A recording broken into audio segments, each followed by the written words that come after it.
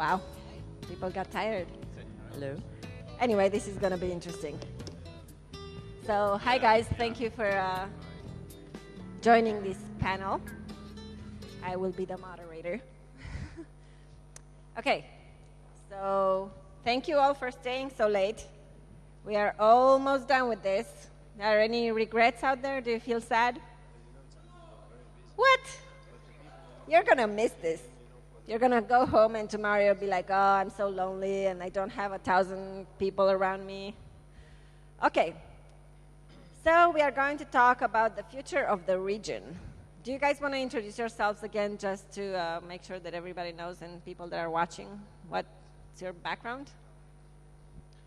Hi, my name's Andris Berzins. I represent Creandum, a Stockholm-based VC fund. I'm a Latvian who's co-founder of Tech Hub Riga, a startup co-working space in Riga, and working with startups up and down the Baltics, also in Estonia and here as well.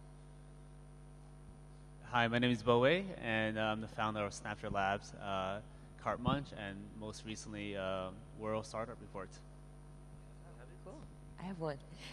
I'm Diane Bisgeier, and I'm currently program manager for Mozilla's accelerator program called Web Forward. Okay, my name is Justinas Katkus. I'm the guy responsible for running the startup weekends in Lithuania for the last 3 years, and I'm also running the first startup center in Lithuania, Startup Space. So, a short notice on me. Okay, so I'm Anca. I'm Startup Weekends Operations Manager for Central and Eastern Europe. And I have been noticing some trends that happen, in this region, in this bigger region, not just the Baltics. And for example, in Southeastern Europe, we have an issue right now. The trend is for the countries that are part of that zone to become a coding farm of the world. So everybody's just outsourcing for tech, tech talent. And that's one of the issues that we have there. And my question is, where is the Baltics region heading right now? Do you see any trends that are happening? And where it should go? Where do you think it should go? Andris, maybe you can open up a bit on this. Yeah, so I definitely agree with you. That's definitely been the tradition. In Riga, we certainly have some very large outsourcing operations. I'm glad to say that trend is changing. So we're seeing that some of the people who have been spending some years coding products for some other unnamed company somewhere in the world, in an outsourcing company, leaving to start their own startup. And we're just seeing that trend happen. I think what's driving it is startups getting better known and people being inspired by stories from others. So actually at Tech Hub we have a few examples of those. Actually quite recently a guy left an outsourcing company, joined or is bootstrapping himself to start his startup, and he's just got the courage now. So I think things are going in the right direction. What we just need is more stories of people doing this.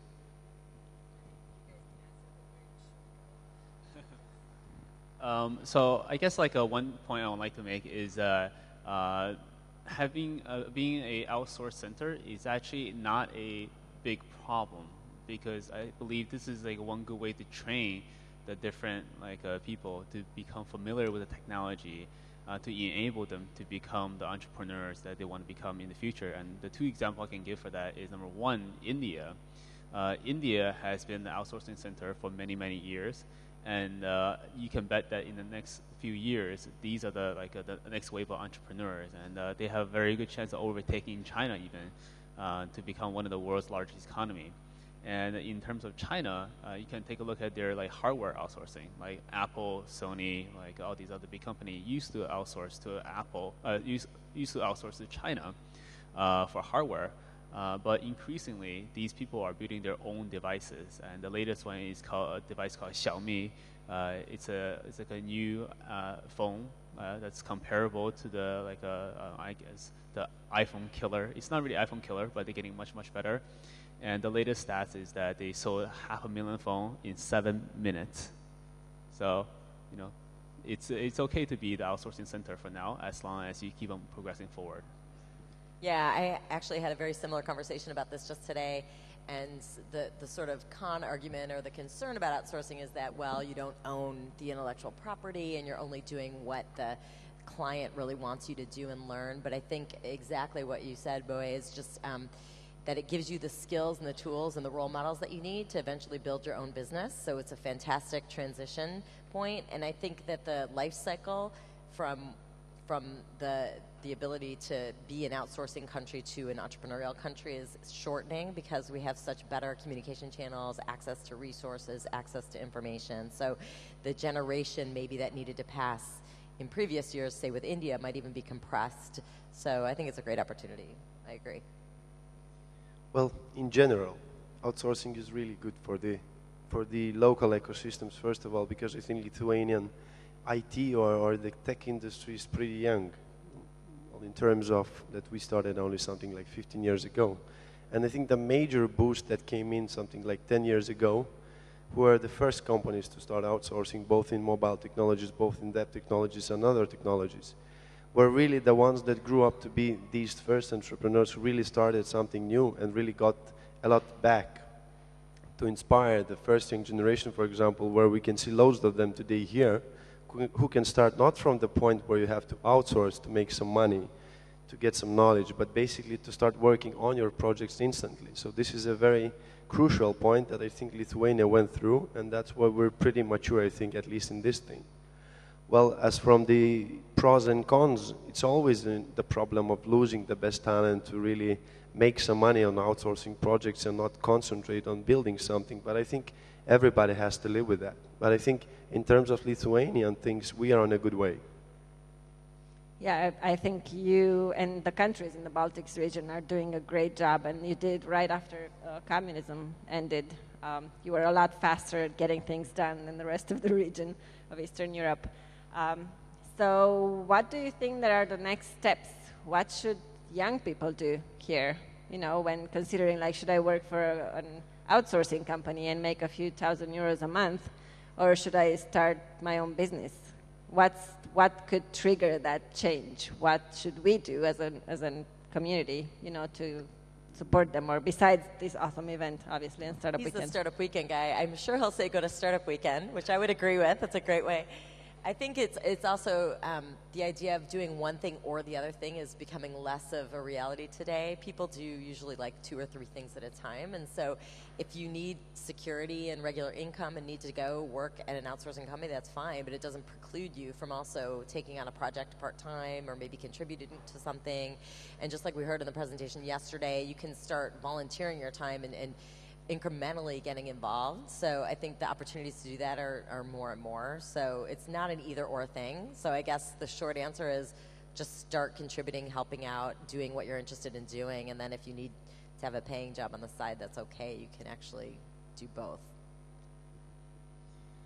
I think also, I can add one thing. I think also about Lithuania in general, I think we are only currently reaching the stage where more and more young people, as I said earlier, are looking more into developing something of their own than really trying to outsource. Of course, some of the smart ones that really want to have some cash in their pocket and also have the fun of doing your startup are trying to mix these things. But I think in general, we'll be seeing more and more young people who will be trying to jump in from the start to develop something on their own.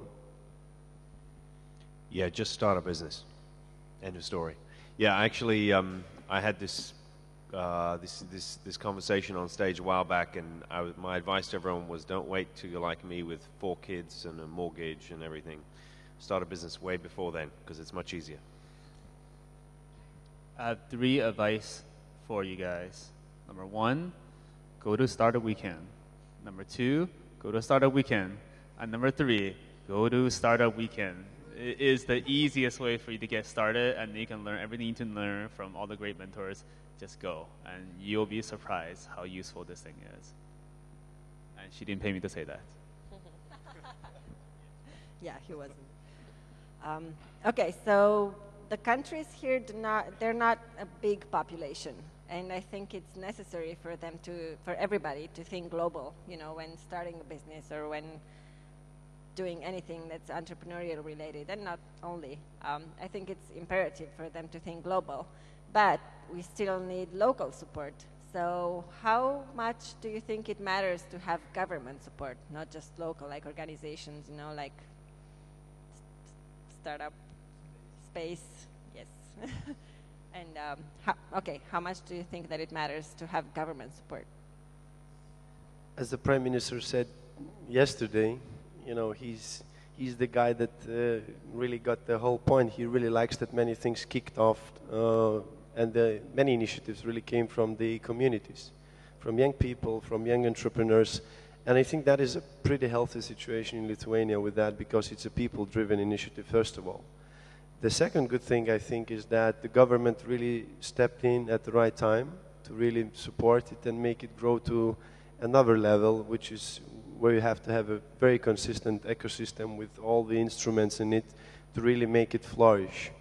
And I think that the third thing is that these two things are really, at least at this situation, I think it's combining pretty well. So we're looking, hopefully we're looking for some, you know, to some good results in the very near future. Yeah, I would just add, I agree, it's a healthy, creating the right environment for people to actually initiate things on their own as opposed to being too interventionist, which is basically what the Prime Minister said.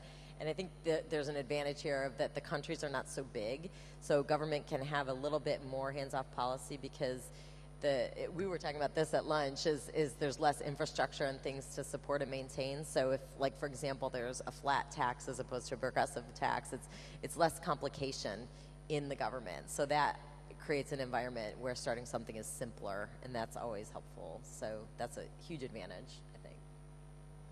Yeah, and the Lithuanians are luckier than the Latvians because we don't have that kind of support that you do here.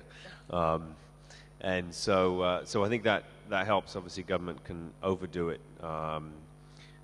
We've seen that in some countries, but you know, generally some level of government support is good. It's effective, especially if it's the soft kind of support. So President Ilves of Estonia is a fantastic spokesman for Estonian startups, and shows what, you know, a little bit of paying attention and talking and showing up in the right places can do, you know, for his country's startup businesses to succeed. I think having government support is definitely very, very helpful and is needed. I'd like to quote Brett Feld's book on startup ecosystem, which is, he said, it's important to have schools and government to help your society, like help your ecosystem. But what's even more important is to have the entrepreneurs to actually lead it, because the government can have a different incentive than making the best possible ecosystem. They have a very different incentive, and the same as schools and investors. So this is why you really need entrepreneurs who can think for entrepreneurs and lead it, and then have the investors, have the schools, have the government to support it. And that's how he sees like a perfect ecosystem. And I think that's pretty good.